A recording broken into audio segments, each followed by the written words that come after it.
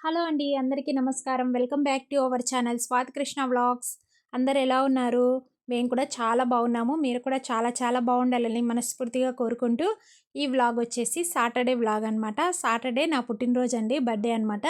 నేను బర్త్డే రోజు ఏమేమి స్పెషల్ చేశానన్నది నేను మీతో షేర్ చేస్తాను. ఇవాళ జీరా రైస్ చేశాను. అలాగే పన్నీర్ బటర్ మసాలా చాలా సింపుల్‌గా, ఈజీగా చేసుకోవచ్చండి చిటికెలో. ఎక్కువ మసాలాలు యూజ్ చేయకుండా. అలాగే గులాబ్ జామున్ కూడా చేశాను. ఇవన్నీ కూడా మీతో షేర్ చేసుకుంటాను. అలాగే మార్నింగ్ బ్రేక్‌ఫాస్ట్‌కొచ్చేసి ఇడ్లీ పల్లీ చట్నీ చేశానండి. ఫస్ట్ ఇడ్లీ పల్లీ చట్నీ చేసేసి హాట్ బాక్స్‌కి తీసేసి టేబుల్ మీద అయితే పెట్టేశాను. ఇంకా పిల్లలు లేచేసి బ్రేక్‌ఫాస్ట్ చేస్తూ ఉంటే నేనైతే వాళ్ళకి లంచ్ బాక్స్ ఇక్కడ ప్రిపేర్ చేస్తూ ఉన్నాననమాట. మార్నింగ్ 4:30కి అలా లేచేసి ఇల్లంతా మాప్ పెట్టేసుకొని ఇంకా తలస్నానం చేసేసి పూజ అయితే ఇంకా ఇప్పుడే చేసుకోలేదండి. కొంచెం పిల్లలు వెళ్ళిపోయిన తర్వాత ప్రశాంతంగా పూజ అయితే చేసుకోవాలి. ఇంకా ఇక్కడైతే ఫస్టు అలాగే చపాతీ కూడా చేసిస్తున్నానండి. ఇంకా పన్నీర్ బటర్ మసాలాలోకి చపాతీ అయితే అడిగారు. ఇంకా దాంట్లోకి చపాతీ అయితే చేసిస్తున్నాను. జామున్‌కి పిండి ఎలా కలపాలా అన్నది నేను వీడియో తీయలేదండి. మామూలుగా నేనైతే ఇక్కడ 2 ప్యాకెట్స్ అయితే తీసుకున్నానండి. 2 ప్యాకెట్స్‌కి మనకి ఒక చిన్న గ్లాస్ కాఫీ గ్లాసు పాలైతే సరిపోతాయి. నేను పాలతోనే కలుపుతానండి పిండినైతే. కొంచెం ఒక హాఫ్ అన్ అవర్ అలా నానబెట్టేసామంటే మనకి జామున్‌లనేవి విరగకుండా సాఫ్ట్‌గా వస్తాయన్నమాట. పాకం గూడా మనము ఏ గ్లాస్‌తో అయితే పిండి తీసుకున్నామో జామున్‌ది, అదే గ్లాస్ కొలతకి చక్కెర తీసుకోండి. కొంచెం షుగర్ తక్కువయ్యే వాళ్ళు కొంచెం తగ్గించి తీసుకోండి. నేనైతే కరెక్ట్ మెజర్‌మెంట్స్‌తో తీసుకున్నాననమాట. ఇంకోసారి ఎప్పుడైనా మీతో షేర్ చేస్తానండి. కొంచెం హడావిడి అయిపోయిందనమాట. పిల్లలకి లంచ్ బాక్సులు ఇచ్చేయాలి గదా! సో, ఇంత మెనూ ఉన్నప్పుడు టైం అయిపోతుందని చెప్పేసి గబగబా అయితే చేసేస్తున్నాను.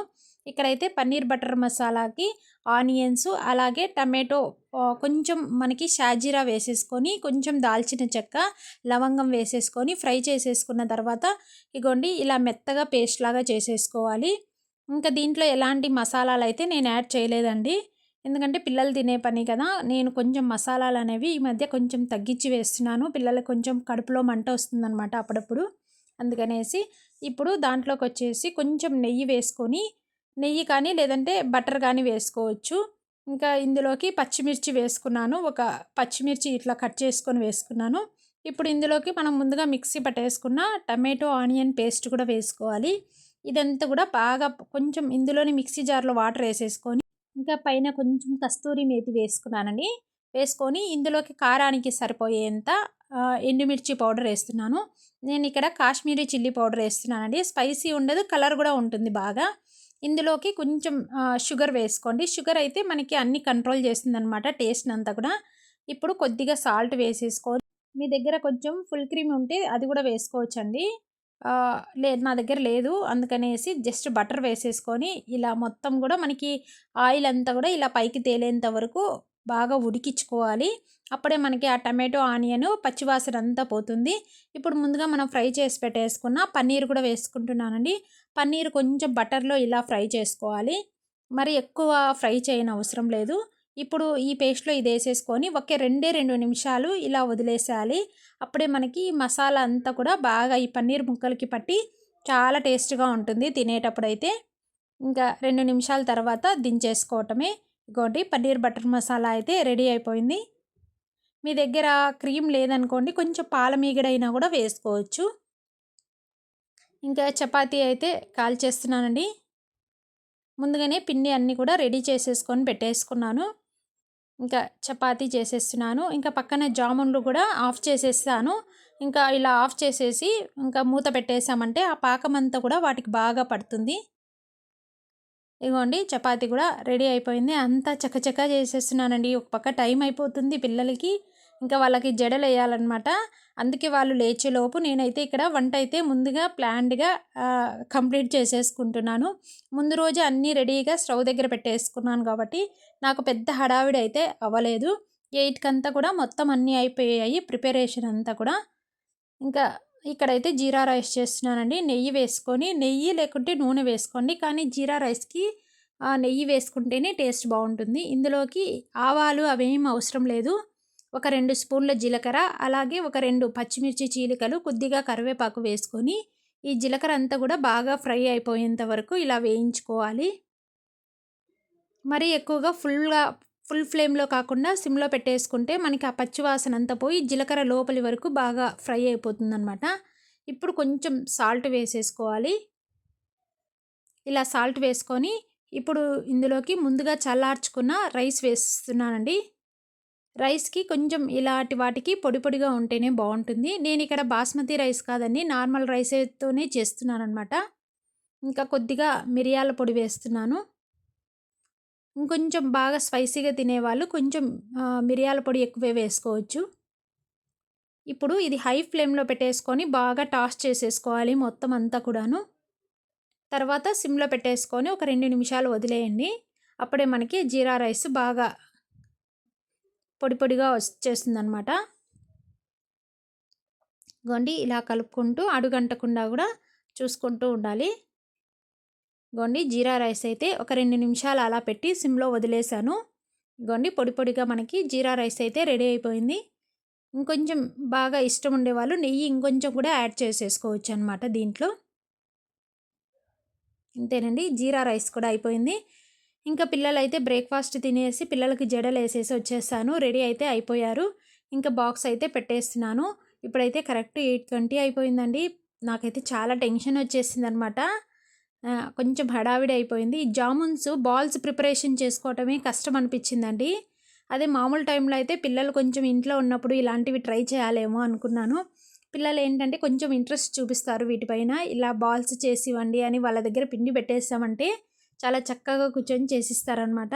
ఇక్కడ ఏంటంటే నేను ఒక్కదాన్నే అయిపోయాను కదా, చకచకా చేసుకోవటం కొంచెం లేట్ అయిపోయిందనమాట. ఇంకా 8:20 అయిపోయింది. ఇంకా బాక్స్ అయితే పెట్టిచ్చేస్తున్నాను.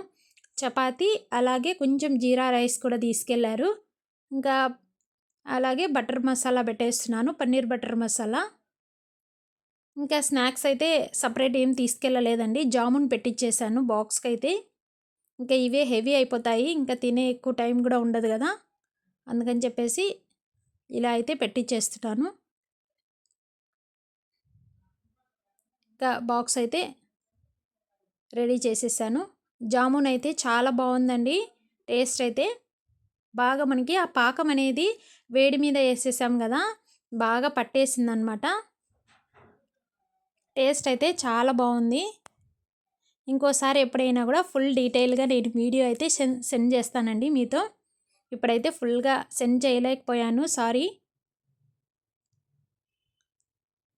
ఇదిగోండి కొంచెం మనము వేసుకునేటప్పుడే ఈ చక్కెర పాకం అనేది చూసుకొని ఎక్కువ వేసుకున్నామంటే ఇవన్నీ కూడా జామున్ ఒక 5 డేస్ అయినా కూడా ఏం కాదండి. 1 వీక్ పెట్టుకున్నా కూడా ఏం కాదు. మనకి జీరా కొంచెం తక్కువైపోయింది అనుకోండి, డ్రైగా అయిపోతాయి జామున్స్ అన్నీ కూడా. కొంచెం మనకి అది ఎక్కువ ఉండేలా చూసుకున్నామంటే గ్రేవీ బాగుంటుంది. ఇగోండి ఇంకా బాక్స్ అయితే పెట్టిచ్చేస్తున్నాను. ఇంకా పిల్లలైతే స్కూల్కి వెళ్ళిపోవాలి. చాలా హడావిడి అయిపోయింది ఈరోజు. ఇంక ఇవాళ వాళ్ళ నాన్న 10కి అలా బయటికెళ్తారు కాబట్టి మార్నింగ్ వాళ్ళ నాన్నే డ్రాప్ చేసేసి వచ్చేసారు. ఇంకా ఇంకా నేనైతే స్టవ్ అంతా కూడా వెంటనే క్లీన్ చేసేసుకుంటే ఎక్కువ శ్రమ అనిపించదు కదండీ. ఇంకా పాత్రలన్నీ కూడా వెంటనే క్లీన్ చేసేసుకొని ఇదిగోండి టబ్బుకి వేసేసి పెట్టాను. ఇంకా అవన్నీ సర్దేసుకోవాలి.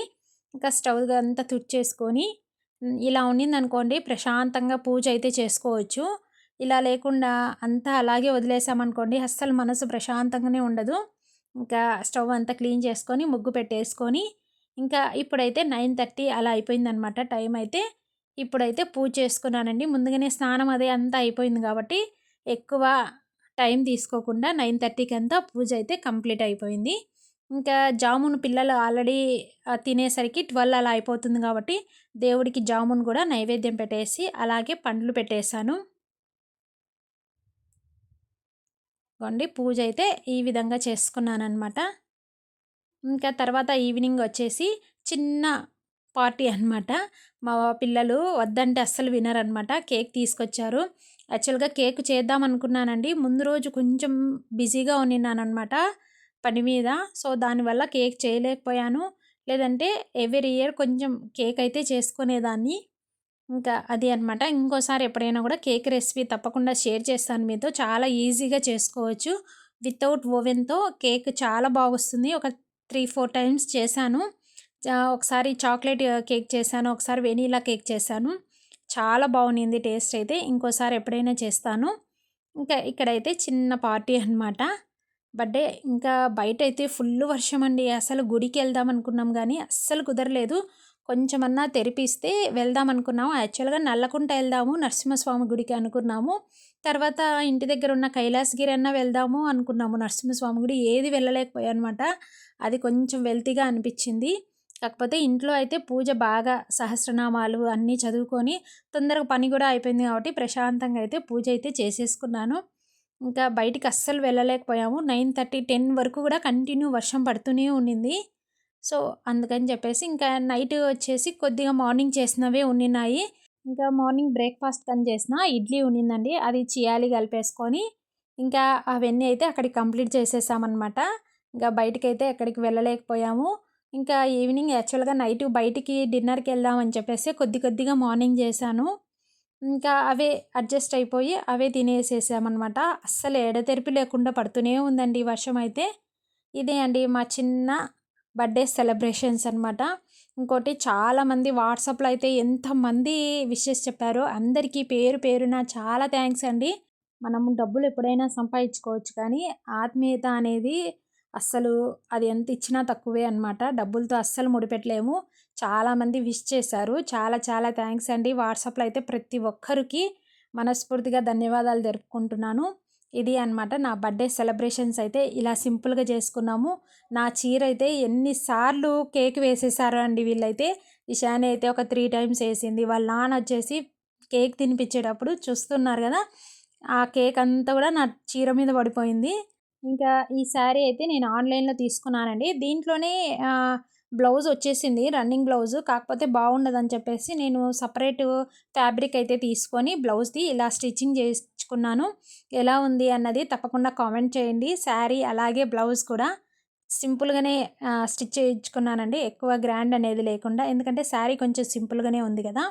సో, ఇది అన్నమాట ఇవాల్టి వీడియో అయితే. మీకందరికీ నచ్చిందనే అనుకుంటున్నాను. నచ్చితే తప్పకుండా లైక్ చేయండి, షేర్ చేయండి. అలాగే ఫస్ట్ టైం గనక మన ఛానల్ చూస్తున్నట్లయితే ప్లీజ్ సబ్స్క్రైబ్ చేసుకోండి.